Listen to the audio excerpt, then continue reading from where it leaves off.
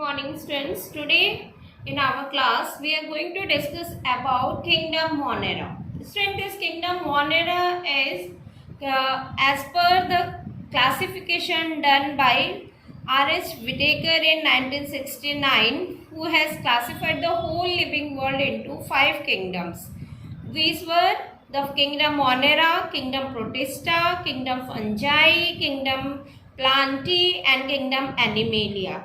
These all kingdoms are classified on the basis of their phylogenetic relationship, means that how are they evolved on this planet, how according to their evolutionary relationship, how they gets evolved. So firstly, out of these 5 kingdoms, kingdom Monerans were evolved earlier. As per their body design is also very simple. These mainly include bacteria, which are mostly microorganisms in nature, means we can't see them with our naked eyes, and these are very simple in structure, but they are very complex in their behavior. It means that when will they help us or when will they harm us, it depends on their nature.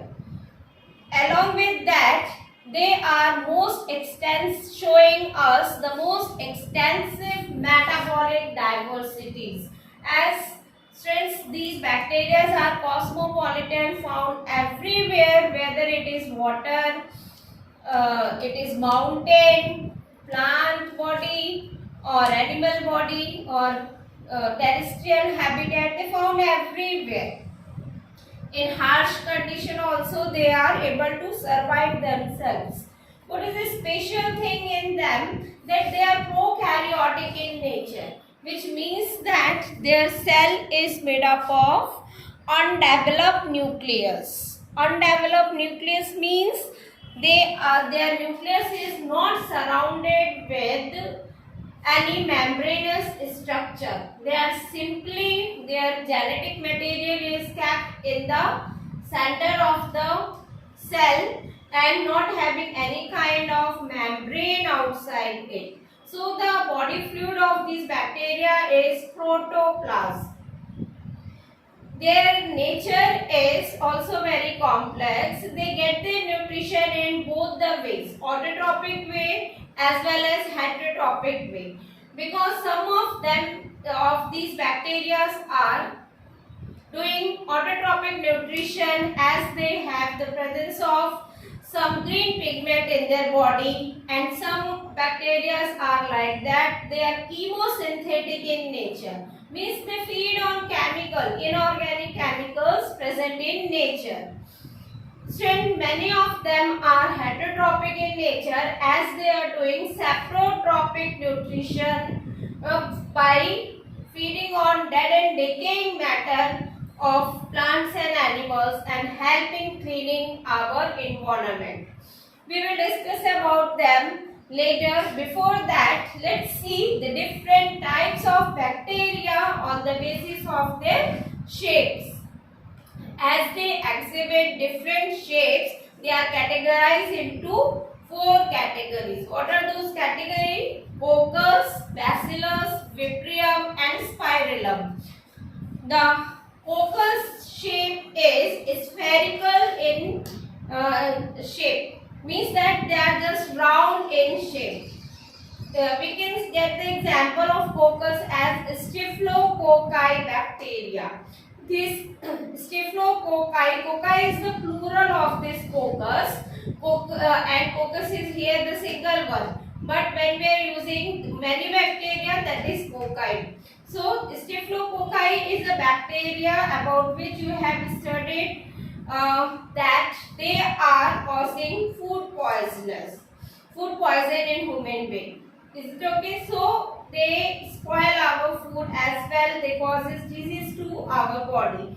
They exhibit coccus in shape. One of their category is coccus. Second is bacillus, which is rod shape in structure. These bacillus, for example, we are very much familiar with the conversion of milk into curd. That chemical change which is only possible by the involvement of lactobacillus bacteria. These lactobacillus bacteria are rod in shape, means elongated in shape. The third category is Vibrio. Students, this Vibrio bacteria is just like comma. We are after writing, we are putting for joining other sentence, we are writing this comma just like that. Their shape resembles, they are comma in shape. For example, Vibrio cholerae. It is a bacteria which causes cholera in human being. This is the third category. So, Vibrium here I have written is the singular word and its plural is Vibrio. Now, the fourth category is Spirillum. Student, this spirillum shape, it's look like just resembling its word spiral in shape of zigzag. And this spiral shaped bacteria is the fourth category. These all four shapes shows us somewhere they are helping, some of them are causing harm to our body. Now students, let's see the main types of kingdom Monera. How are they classified into main types of kingdom Monera? So the two major groups of Monerans are Archaeobacteria and Eubacteria. They are mainly categorized in these two type category. First is Archaeobacteria. Students, this Archaeobacteria is also called as ancient bacteria. Means the olden bacteria firstly formed when the life started on earth. And the second category is of Eubacteria, which are said to be as modern bacteria or true bacteria. These modern bacteria are also of two types, further categorizing two types on the basis of the type of the nutrition and how they reproduce. They are categorized as cyanobacteria and mycoplasma, about which we will discuss later. Let's see firstly about Archaeobacteria, which are of three types. What are the three types? Depending on the place where are they found. Student, the specialty of Archaeobacteria is they are very extensive in nature. They can be found in very harsh atmosphere where we can't imagine the possibility of life.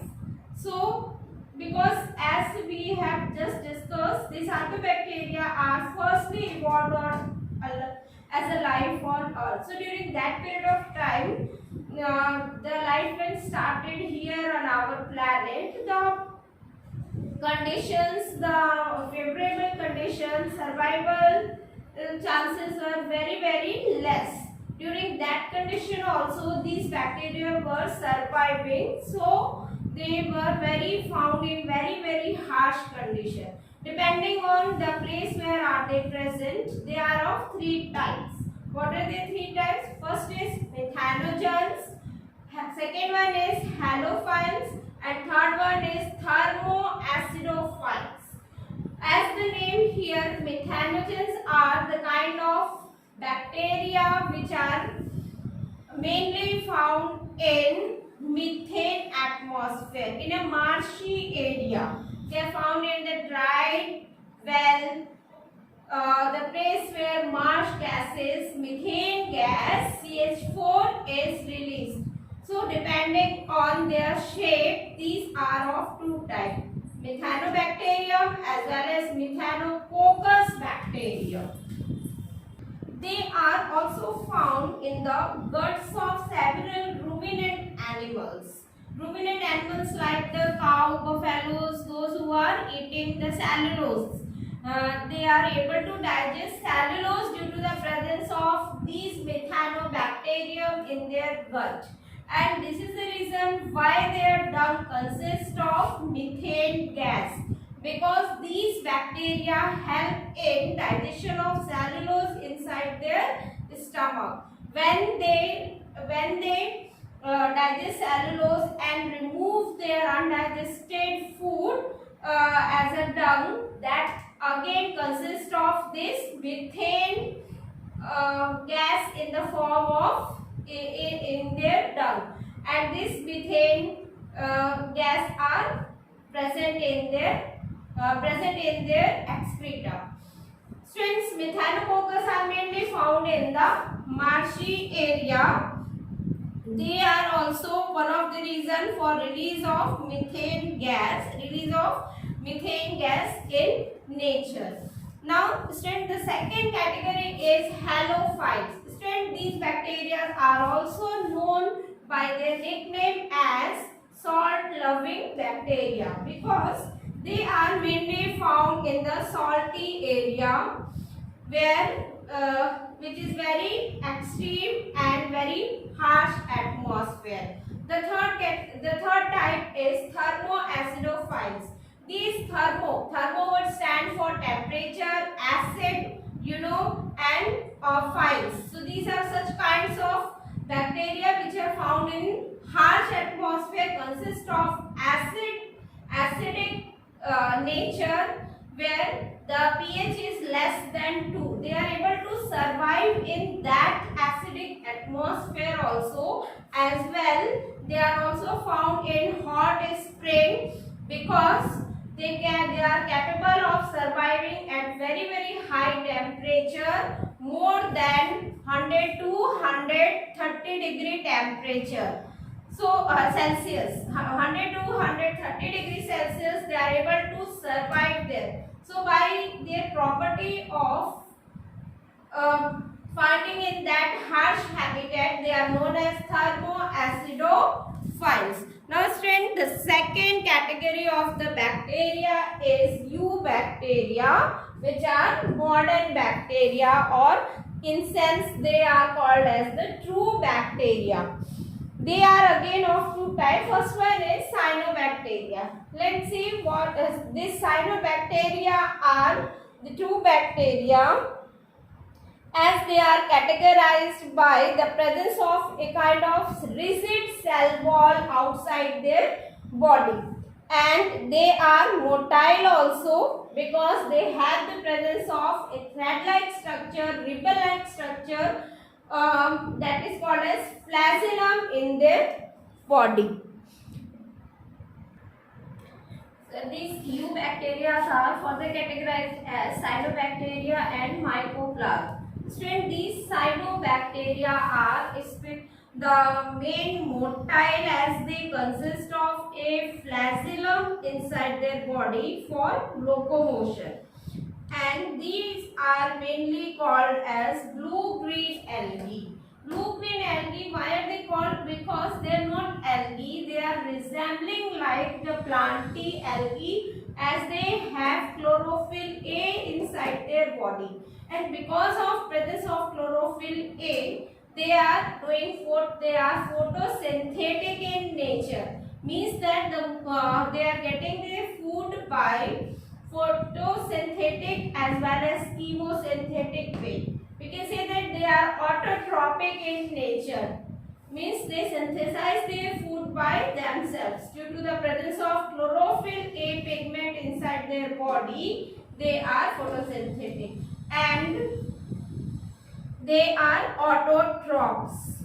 So mainly these cyanobacteria are unicellular, made up of single cell. They prefer to live in colonies. Okay, they are not found in isolated, they are living in colonies. This is a specialty of bacteria also. They are not found singly isolated, they are always found in colonies, and they can be found in fresh water, marine water, or they are found on our terrestrial habitat also. Student, their body is mainly surrounded by a gelatinous sheath-like structure. That gelatinous sheath-like structure is mucilage sheath. Here I have drawn the diagram of nostoc, which is chemosynthetic in nature, and it for protecting itself from the atmospheric condition, they develop a sheath-like structure outside it. that is mucilaginous sheath which protect them by forming a kind of layer outside their body.